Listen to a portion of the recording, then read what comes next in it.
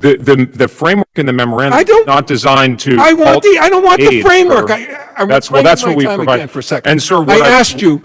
I didn't ask you about the framework. You're trying to talk over me. It's my which has question provided to you. Ukraine in an ongoing way with weapons. In fact, sold by the United States in line with presidential intent, which all right, let me move on here. And I had the privilege to represent the Department at the UDCG last month. About the movement of troops just days before we were going to have something in the national and the NDAA requiring consultation with us. But you moved 700 to 1,000 troops out of Romania. Why Romania? So we made the Secretary ordered a decision, obviously in line with presidential intent, to repurpose our forces based on. Well, let me ask you a question because I'm running out of time. Let me ask you a question. So, are you have good conversations with the Vice President. Were you aware that the Vice President gave scathing attack on Romania about their elections in Munich? Did that have anything to do why Romania was singled out for these troops to be moved? Sir, I'm not going to go into particular deliberations, but we make the decisions. That's what you're here for, sir. With all due respect, and ultimately you're the here President in front of based this on committee. military logic, I'm in sorry. line with the You said I'm not going to national give defense strategy information and about national security deliberations. strategy. Then what are you doing here in front of us? I'm trying to communicate with you, sir. Well, you're not doing a good job. I yield back. Thank you. I recognize myself for 5 minutes now. Undersecretary Colby, I want to thank you for your leadership in delivering this national defense strategy that puts the interests of the American people and the security of American warfighters first. Under President Trump, we have already witnessed this strategy's peace through strength goals and actions with decisive victories in Operations Midnight Hammer, Absolute Resolve, and Epic Fury. These are simply unprecedented victories for our country. Under this national defense strategy, there remains no doubt that the critical interest of America and its allies will be defended, and our military will be prepared to fight and win if necessary.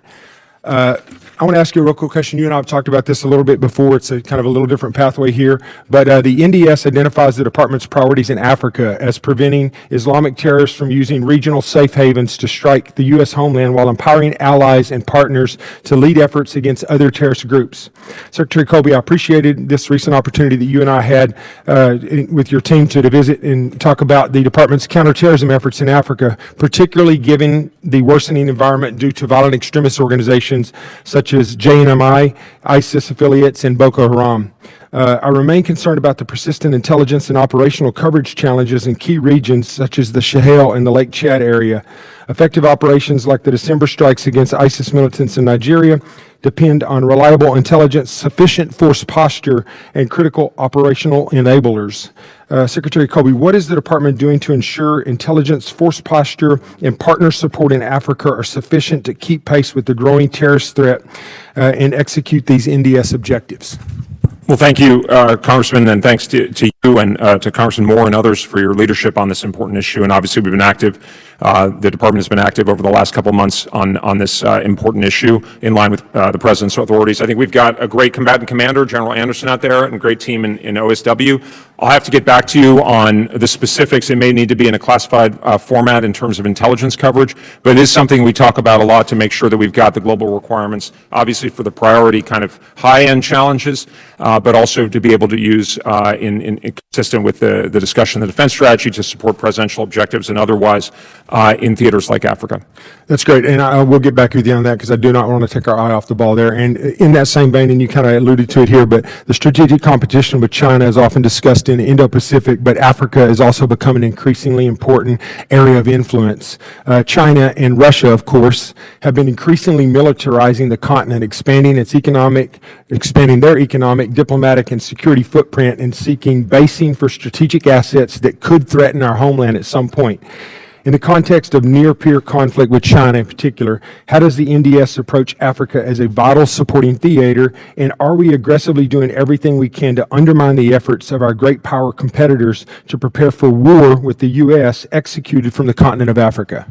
Well, thank you, sir. And, obviously we are using the military operations, especially against some of these terrorist threats. In fact, they're, rising concern that Africa may be a base for that. So we're keeping our eye on the ball. Obviously, we got to always keep our eye on the CT ball. And this relates to some of the conversation I had with Mr. Smith yesterday and some of the discussion also in the Western Hemisphere, where non-military parts of our national power are going to be extremely important. And we're looking at burden sharing, not only with European allies and partners that have traditionally played a role. I had a conversation with the European Minister of Defense in Munich about this, but also in the Middle East and in Africa itself. I think there's a lot to do where we can kind of build up. We don't have to be the dominant figure in every initiative. We want people to take the initiative and address not only security threats, but obviously the things that matter often very much to Africans and others, to development and so forth.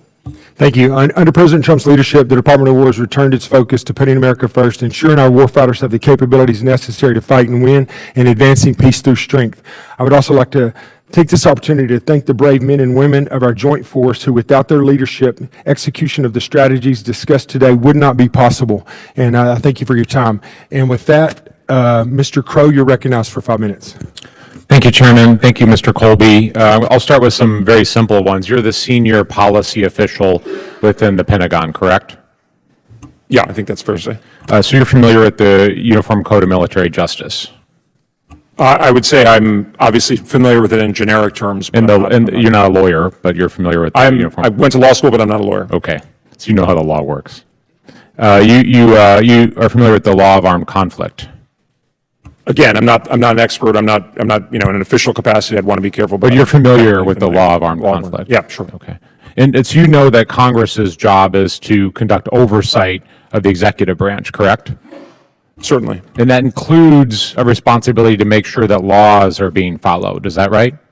Yes, I think so. Okay. Do our soldiers get trained on the law of war? My understanding is that they do. Our service members get trained on the law of war? I'm not an expert on that, Yeah. but that's my understanding. Do you believe that it's possible for an order to be unlawful, illegal? I mean, yes, of course. Yeah. So there is a difference between lawful orders and unlawful orders? Yes. And you're a very bright person. You've studied history. You know history well. I've read a lot of your stuff. You're familiar that there has been in American military history instances of unlawful orders being given, correct? Absolutely. And service members refusing to abide by those lawful orders. Is that correct? Yes, I'm not familiar with specific incidents when you're getting that level of specificity, but there have been. Yeah, imagine. So is it a problem for somebody to say that a service member shouldn't follow an unlawful order? So this is not a matter I've been involved in, but I think there's a difference between recognizing those circumstances and taking action designed to. It's a pretty simple question. You said that there's a difference between lawful and unlawful orders. You said that you're familiar with the law of armed conflict. You admitted that it's the duty of this body to conduct oversight and to make sure that laws are being followed. You said that you're familiar with U.S. military history and that there have been unlawful orders given in our history. And then you're also familiar that service members have also refused to abide by those unlawful orders. So why can't you just say that service members shouldn't follow unlawful orders?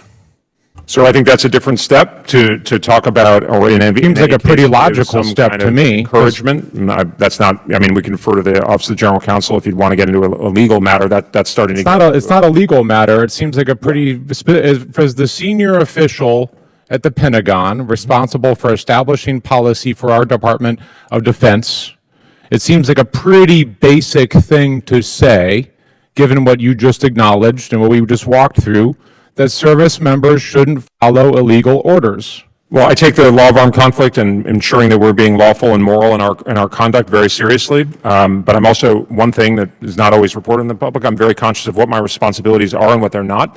And so if you like, I can get you an answer on that point. Happy to do so.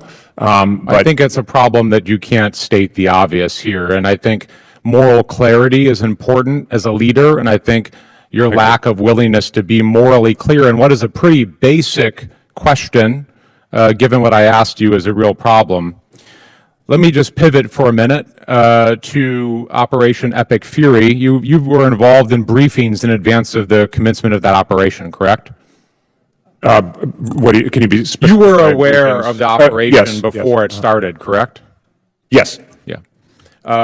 Did the administration brief private sector officials, oil and gas executives, companies, businesses with interest in the Middle East before that operation commenced on Friday? I'm not sure, Congressman, can get an answer back to you, though. I will follow through. I want a commitment because it came to light after Venezuela that the administration actually briefed private sector companies, energy companies, before that operation, before briefing Congress. Right now, there are thousands of Americans stranded because there's no evacuation plan.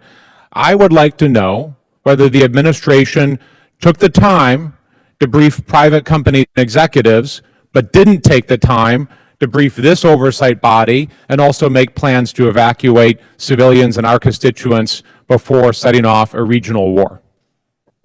Well, sir, I'll get an answer for you. Thank you. I yield back. Mr. Jimenez, you're recognized for 5 minutes. Thank you, Mr. Chairman.